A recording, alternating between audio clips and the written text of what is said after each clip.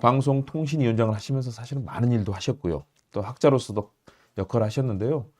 그 당시 일, 짧게 방송통신위원회는 이런 곳이고 위원장은 이런 일을 했다. 소개해 주시면 감사하겠습니다. 예, 뭐 옛날부터 임금은 있는 듯 없는 듯 백성들은 잘 몰라도 된다 이랬는데 저도 개인적으로 각 공기관의 장들은 있는 듯 없는 듯 하면서 일은 제대로 또 해야 된다고 생각하는데 지금은 이상하게 일은 별로 없는데 시끄럽게 그 언론에 오르내리기만 하는 것 같습니다. 제가 추구했던 거는 조용히 일을 처리하고 그럼으로써 국민들에게 여러 가지 방송 통신에 관련된 불편함이 없도록 최선을 다하는 그런 일을 하려고 그런 방식으로 일을 처리하려고 했었습니다. 네, 그러셨죠. 지금도 기억이 납니다. 과거에 그런 조용하면서도 그러나 국민의 편에서 좋은 방송, 좋은 언론을 만들고 통신 시장을 만들어가는 그런 모습에서 지금은 갑자기 빵진숙 사건도 그렇고요. 방송이 갑자기 정권의 전리품처럼 되면서 국민들이 대한민국 방송에 대한 불신도도 너무 커졌고요. 국격도 추락했고 가짜 뉴스, 허위 정보 이런 것들이 만연하는 시대가 되었습니다. 국민들이 지금 깜짝깜짝 놀라시는데요. 일단 방통위 체제가 많이 바뀌었습니다. 더군다나 최근에는 헌법재판소에서 많은 위헌 관련 그런 여러 가지 결정도 받았거든요. 정부 기관에서 하는 행정 업무가 위헌 결정을 받는 것 참 드문 일인데요. 그렇죠. 방송통신위원회가 지금 그런 상황에 처했습니다. 예. 어떻게 보시나요? 굉장히 불행한 일이죠. 그 국가 행정기관, 정부 행정기관은 크게 두 종류가 있는데요. 장관이 있는 그런 이제 독임제 기구는 장관이 모든 걸 다 결정을 합니다. 1인 야러서. 그렇죠. 그 다음에 이제 합의제 행정기구라는 게 있습니다. 소위 위원회 제도가 되게 그런 거죠. 사회적으로 합의가 필요한 거, 논란이 많이 일거나 사회적으로 어떤 이해관계가 얽혀가지고 조정이 필요한 그런 행정 업무는 되게 위원이라는 이름으로 그 뭐 방송통신위원회, 그 다음에 공정거래위원회, 뭐 그 금융위원회 등등 그렇죠. 이렇게 해서 이해관계가 걸리는 것들은 어느 한 사람이 독단적으로 결정을 하지 않고 여야 또는 그 이상의 위원들을 둬서 합의하도록 그렇게 한 거죠. 그렇죠. 그래서 직원이 300명인데 차관급 이상이 5명이나 예, 되는 거 그렇게 아니겠습니까? 되죠. 장관급이시고요. 예, 예. 방송통신위원장이요. 장관급 하나 이제 차관 뭐 여러 명 있을 수 있죠. 방송통신위원회는 장관급 하나에 차관급 4명, 그러니까요. 5분으로 이렇게 일정이 되고 거기에는 이제 여야 대표가 더해서 여야 대표들이 한꺼번에 모여서 이해관계를 조정하고 합의를 하라는 거거든요. 근데 현재의 그 윤석열 정권 하에서 지금 방송통신위원회 운영은 완전히 여기에 위배되는 거죠. 2명이, 그것도 여권의 2명이 모든 일을 알아서 결정하기 때문에 야권이 대변해야 할 이해관계가 완전히 무시되고 있다는 거죠.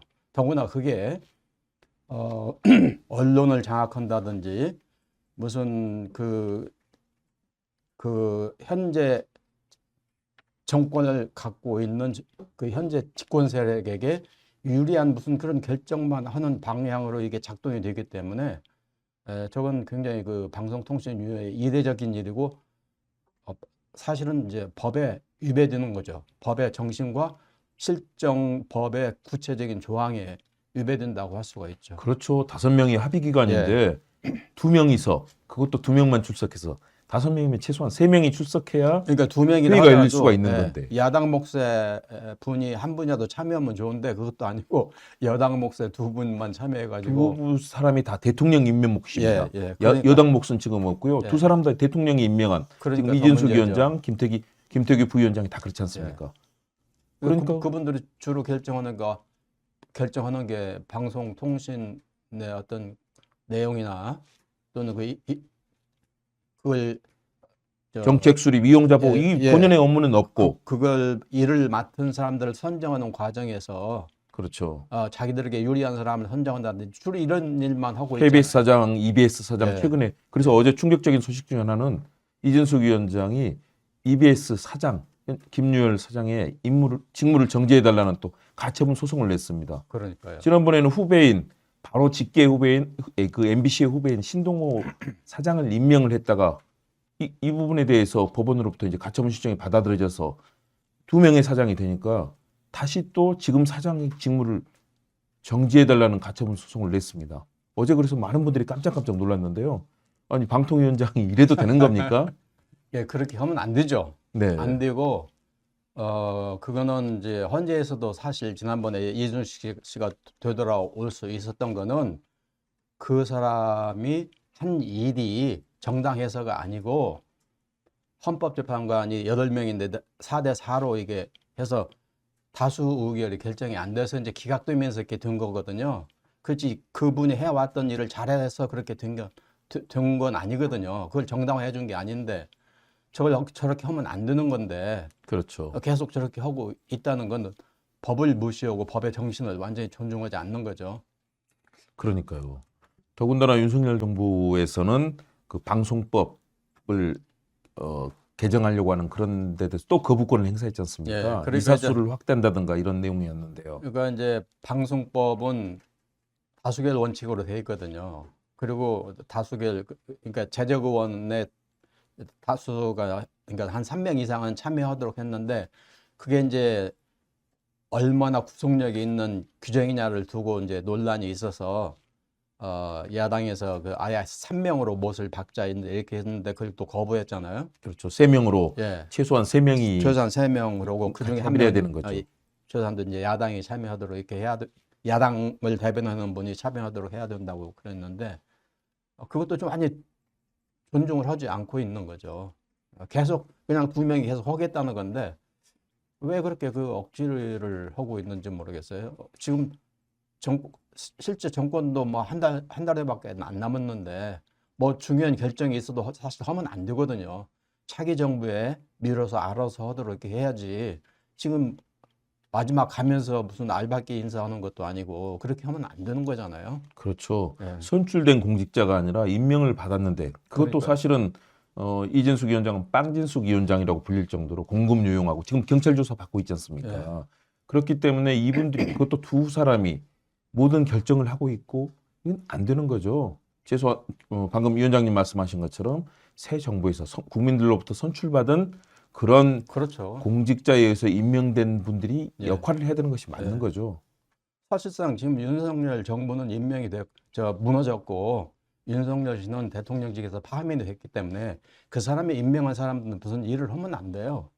한 달 정도도 안 남았는데 지금 뭘 자꾸 인사를 하려고 그러고 말이 안 되는 짓들을 하는 거죠. 그러니까 이건 알박기 인사를 하려고 그러는 건데 일을 더 국가의 어떤 미래나 이런 것이 아니고 자기들의 이해관계만 추구한다는 걸 보여주는 거죠.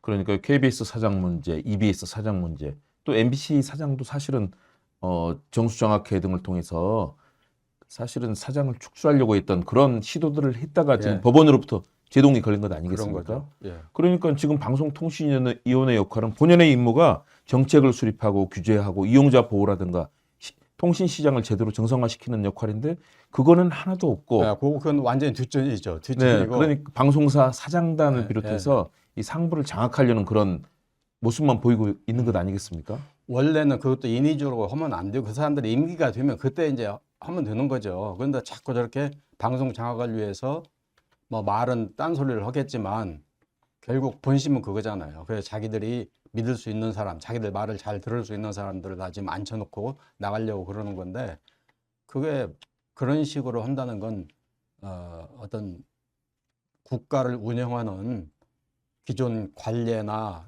우리가 지켜야 할 규범이나 이런 걸 완전히 무시하는 거죠. 법을 무시하는 건 말할 것도 없고 우리가 민주주의 국가를 유지하기 위해서 지켜야 할 어떤 규범이나 이런 게 있는 건데 그것도 무시하는 거죠. 그러니까요. 예, 자기 인사권이 있다고 그래서 뭐 며칠 남겨놓지 않고 알박기 딱 하고 나가면 그 다음 대통령이나 그 다음 인사를 해야 될 사람들에게 인사권을 박탈하는 거나 똑같잖아요. 그렇습니다. 네. 정부가 세워지면 정부의 철학과 또 대통령을 비롯한 이 국가 지도자들이 그런 철학과 목표에 의해서 국민들께 협력을 구하면서 국정을 이끄는 것인데 그렇죠. 사실상 어긋나게 되는 것이죠. 그런 측면에서 위원장님의 말씀을 충분히 저희가 인식할 수 있을 것 같고요. 특히 이제 방송 관련해서는 요즘 가짜 뉴스, 허위 정보가 심각한 문제 아니겠습니까? 그 문제들 어떻게 보고 계시는지요? 네, 가짜 뉴스를 방송통신심의위원회, 예, 예. 방송통신위원회가 있고 그 산하 비슷하게 꼭 산하라고 할 수는 없겠지만 법에 의하면 산하기구가 같이 돼 있습니다. 근데 이제 방송통신심의위원회라는 것이 있는데 방송통신심의위원회에서 이제 뭐 가짜 뉴스다 뭐 이런 걸 핑계로 심의도 하고 그러면서 제재도 가하고 그러죠. 우리가 흔히 방심이라고 예, 얘기하지 방심위가 않습니까? 이제 네. 그런 역할을 하고 있는데 거기서 하는 일의 일부는 사실은 이제 근본적인 문제를 제가 좀 제기하자면 국가기관이 엄격하게 얘기하면 거기는 법적 기구지 그 국가 업무를 대행하는 거죠. 대행하는 민간 기구적 성격이 있지만 정부 예산을 쓴다는 점, 또 법에 규정이 돼 있다는 점에서 보면 국가기구나 다름이 없어요. 근데 이것을 국가가 그런 식으로 운영하는 건 바람직하지 않다고 생각이 됩니다. 이건 이제 국가의 내용에 대한 간섭이거든요. 엄격히 얘기하면 그렇죠. 자유민주주의 국가에서는 그것은 검열에 속하기 때문에 그걸 하면 안 되게 돼 있어요. 완전히 방송사들이 모여가지고 자의적으로 자기들이 알아서 우리 방송 내용의 기준 수준을 높이기 위해서 우리가 알아서 심의를 하겠다. 이게 맞는 방식이거든요. 뭐 외국에서 다 선진 자유민주주의 국가든 다 그렇게 하고. 그런데 우리는 이제 그게 하여튼 제도적으로 국가 예산으로 방송통신위원회 산하에 이제 돼 있는데 그러면은 그 자중을 해야 되거든요. 특히 뉴스에 대해서 함부로 심의를 해서 제재를 가하거나 이렇게 하면 안 되죠. 그렇죠. 그런데 지금 주로 심의하는 게 뉴스고 그 전에 뭐 광고 문제라든지 뭐 이제 이런 것들은 주로 옛날에 많이 했었는데 그건 할 수 있다고 봐요. 광고가 지나치게 무슨 의약품을 과장해서 한다든지 이런 게 있거든요. 의약품이 아닌 보조식품 같은 걸 의약품인 것처럼 한다든지 또 그 효능을 막 과장한다든지 이런 건 당연히 방송통신심의위원회에서 할 수 있다고 봐요. 근데 지금은 그런 것들보다는 오히려 뉴스를 특히 정치적인 뉴스를 해가지고 심의해서 여당에 유리하고 야당에 불리한가 또는 뭐 이런 것들을 주로 제재하기 위한 그런 방식으로 이용하고 있기 때문에 방송통신심의위원회가 제 기능을 제대로 하고 있는 게 아니라 지금 엉뚱한 방향으로 가고 있는 거죠. 그러니까요. 여기에 대해서는 강력한 철퇴를 내려야 될 것 네. 같습니다. 저희가 방심위를 얘기할 때 두 가지 키워드가 떠오릅니다. 첫 번째는요, 정치적 심의라고 해서요. 정치적인 입장을 가지고 심의를 하다 보니까 이런 뭐 야당 탄압이라든가 또는 야당 관련 뉴스와 여당 관련 뉴스에 편향된 그런 선택이 되는 거고, 두 번째는 인터넷 검열 문제도 지금 논란이 되고 있지 않습니까? 그러니까 말씀하신 것처럼 방심위가 본래 해야 될 고유의 기능이 아니라 이렇게 정치적 심의를 하고 있는데 대표적인 게 바로 지금 사표를 낸 유일임 방심위원장의 심의 민원 사주 의혹 아니겠습니까? 네. 원래는 이제 자연스럽게 민원이 들어온 걸 가지고 해야 되는데 그걸 그 위원장이 사주를 해가지고 그게 2023년 7월입니다. 9월이네요. 9월. 있을 수 없는 일이죠. 그러니까 유일임 위원장의 가족과 지인들이 민원을 내도록 사주를 해서 그 당시 그게 신앙님 김만배 녹취록 관련이었지 않습니까? 네. 그 민원 사주 논란으로 해서 결국은 이게 권익위에서 감사원 감사를 청구하고 논란이 되니까 그 전까지 버티다가 지금 사표를 냈습니다. 네. 아니 이래도 되는 겁니까? 방심위원장이 받았던 월급이 국무총리보다 더 많다고 그럽니다. 그러니까 여러 가지 말도 안 되는 거죠. 네. 자기 월급 마구 올리고 그다음에 그 심의 내용도 해서는 안 되는 거. 정치적인 내용이나 정치적인 뉴스를 함부로 심의하는 게 아니거든요. 원래 그랬어요. 원래 그렇게 해 와서 방송통신심의위원회가 사회적으로 저게 문제가 된 적이 거의 없었어요. 이 그러니까요. 정부 들어와서는 방송통신심의위원회가 아주 대단히 유명하고 엄청난 권력을 가진 것 같이 그렇게 지금 막 그 사람들 입에 오르내리고 있는데 네네. 사실 아까 제가 모두에 말씀드렸듯이 조용히 뒤에서 일을 해야 될 기관들인데 저렇게 엉뚱한 일을 하니까 사회적으로 사람들이 입에 오르내리고 있는 거죠. 비판을 받으면서 그렇습니다. 잘했다는 게 아니라 잘못한다는 점에서 이 사람들이 입에 오르내리고 있는 거죠. 정말 소위 인구에 회자되고 있잖아요. 이건 공직자로서 우리 위원장님도 장관급 장관이신 거죠? 공직자를 하셨고 저도 공직자를 해본 입장에서는 아니 국민 세금 단 한 푼도 그렇게 쓰는 것이 어렵고 직무도 혹시라도 문제가 될까 봐서 협의를 하고 법률 검토 거치고 다 그렇게 그렇죠. 하는 게 사실 네. 아닙니까? 네. 근데 어떻게 이런 일이 벌어질 수 있는 건지. 그러니까 참 이 정권의 특성은 법을 존중하지 않는다. 헌법도 다 네, 마음대로고 헌법도 그렇고 그래서 바로- 대통령이 파면된 거고 내란을 일으키고 친위 쿠데타를 네, 일으킨 게 바로 그 그런 거죠. 권한 대행조차도 헌법재판소에서 하라고 한 거 않고 지금 그러고 있죠. 위헌을 하는 거죠. 네. 세상에 권한대행 사실 대통령 권한대행이 위헌을 하면 그것도 자기 한 말을 뒤집었잖아요. 그렇습니다. 12월 달에 할 때는 그런 거 권한대행이 그 대통령의 고유 권한을 건드리면 안 된다고 했다가 지금은 그 헌법재판관 임명하려고 그러고 말도 안 되는 일들을 하고 있잖아요.